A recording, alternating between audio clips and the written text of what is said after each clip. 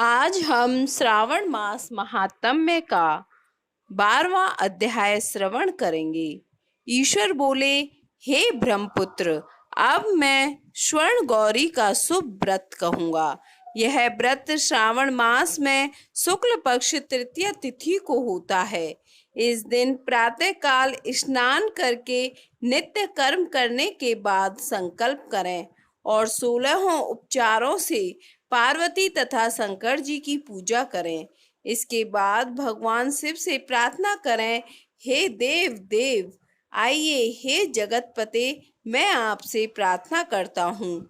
हे सुरसत्तम, मेरे द्वारा की गई पूजा को आप स्वीकार करें। इस दिन भवानी पार्वती की प्रसन्नता और व्रत की पूर्णता के लिए दंपतियों को 16 वायन प्रदान करें और द्विजश्रेष्ठ की प्रसन्नता के लिए मैं यह वायन प्रदान करता हूँ। चावल के चूर्ण के 16 पकवानों से 16 बांस की टोकरियों को भरकर तथा उन्हें वस्त्र आदि से युक्त करें और पुनः 16 द्विज दंपतियों को बुलाकर इस प्रकार कहते हुए प्रदान करें, व्रत की संपूर्णता के लिए मैं ब्राह्मणों को यह प्रदान कर रहा हूँ।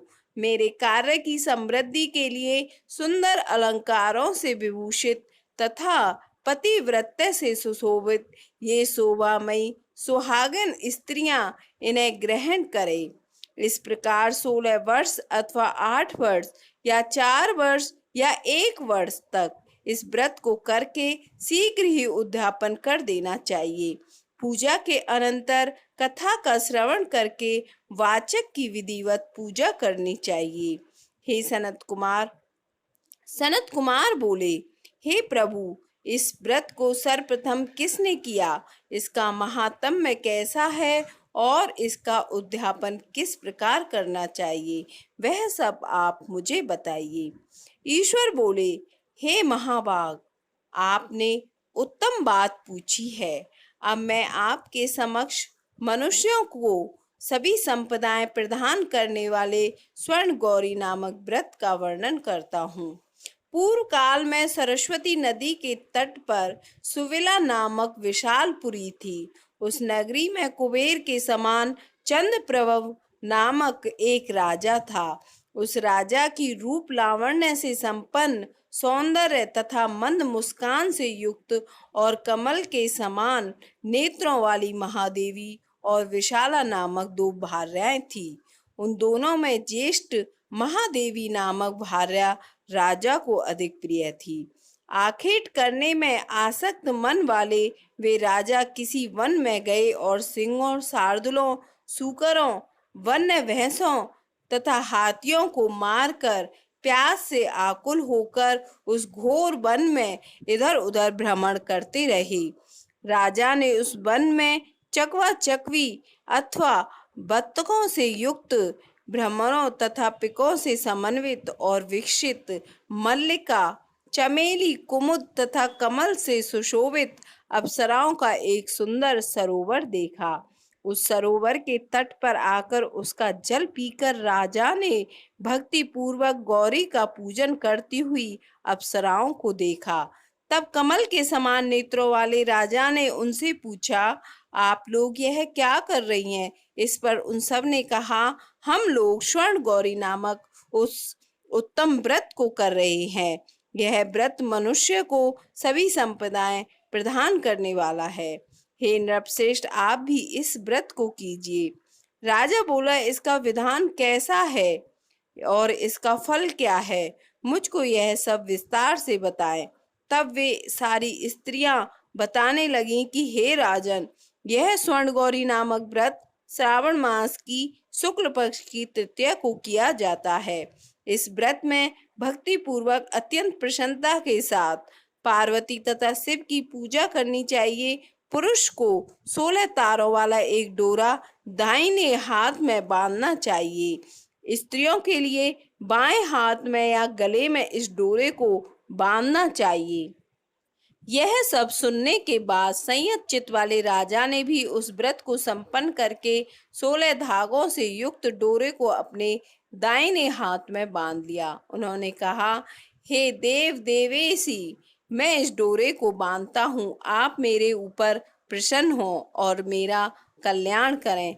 इस प्रकार देवी का व्रत करके वे अपने घर आ गई। राजा के हाथ में डोरा देखकर ज्येष्ठ रानी महादेवी ने पूछा और सारी बात सुनकर वह राजा के ऊपर अत्यंत कुपित हो उठी। राजा ने कहा, ऐसा मत करो, मत करो। लेकिन रानी ने उस डोरे को तोड़कर बाहर एक सूखे पेड़ के ऊपर फेंक दिया।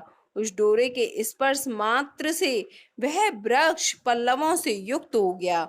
उसके बाद उसे देखकर दूसरी रानी भी आश्चर्यचकित हो उठी और उस वृक्ष पर स्थित टूटे हुए डोरे को उसने अपने बाएं हाथ में बांध लिया। उसी समय से उसके व्रत के महात्म्य से वह रानी राजा के लिए अत्यंत प्रिय हो गई। वह ज्येष्ठ रानी व्रत के उपचार के कारण राजा से त्यक्त होकर दुखित हो वन में चली गई। अपने मन में वह भगवती देवी का ध्यान करते हुए मुनियों के पवित्र आश्रम में निवास करने लगी। कहीं कहीं श्रेष्ठ मुनियों के द्वारा यह कहकर आश्रम में रहने से रोक दी जाती कि हे पापिन, अपनी इच्छा के अनुसार यहाँ से चली जाओ। इस प्रकार घोर मन में इधर उधर भ्रमण करती हुई वह अत्यंत खिन्न होकर एक स्थान पर बैठ गई। तब उसके ऊपर कृपा करके देवी उसके समक्ष प्रकट हुई और उन्हें देखकर वह रानी भूमि पर दंडवत प्रणाम करके उनकी स्तुति करने लगी। हे देवी, आपकी जय हो, आपको नमस्कार हो। हे भक्तों को वर देने वाली, आपकी जय हो। शंकर के वाम भाग में विराजने वाली, आपकी जय हो। हे मंगल मंगले, आपकी जय हो। तब देवी की भक्ति के द्वारा वरदान प्राप्त करके और उन गौरी की अर्चना करके उसने जो व्रत किया, उसके प्रभाव से रानी के पति उसे घर ले आए। उसके बाद देवी की कृपा से उसकी सभी कामनाएं पूर्ण हो गई। राजा सभी समृद्धियों से संपन्न होकर उन दोनों के साथ पूर्ण रूप से राज्य करने लगे। अंत में राजा ने उन दोनों रानियों सहित शिव पद को प्राप्त किया।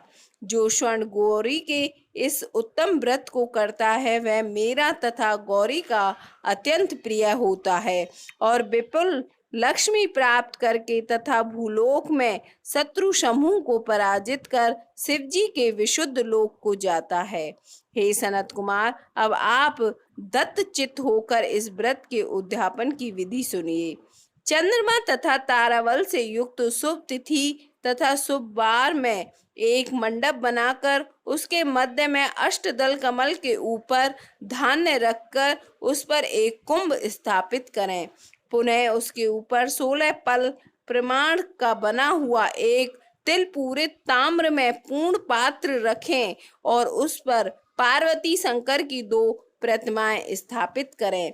शिवजी की प्रतिमा श्वेत वर्ण के 2 वस्त्रों तथा शुक्ल वर्ण के यज्ञोपवीत से सुशोभित हों। उसके बाद वेदोक्त मंत्र से विधि पूर्वक उनकी प्रतिष्ठा करें और भली भांति पूजा करके रात्रि में जागरण करें। इसके अनंतर प्रातः काल पूजा करने के बाद होम करें। सर्वप्रथम गृह होम करके प्रधान होम करें। हवन के लिए यह मिश्रित तिल घृत से पूर्ण रूप से सशक्त होना चाहिए।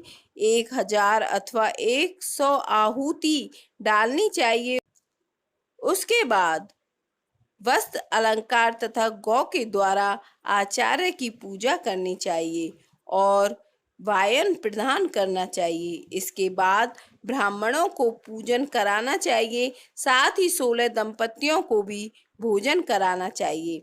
अपने द्रव्य सामर्थ्य के अनुसार उन्हें भूयसी दक्षिणा देनी चाहिए। अंत में हर्षोल्लास से युक्त होकर बंधुजनों के साथ स्वयं भोजन करना चाहिए।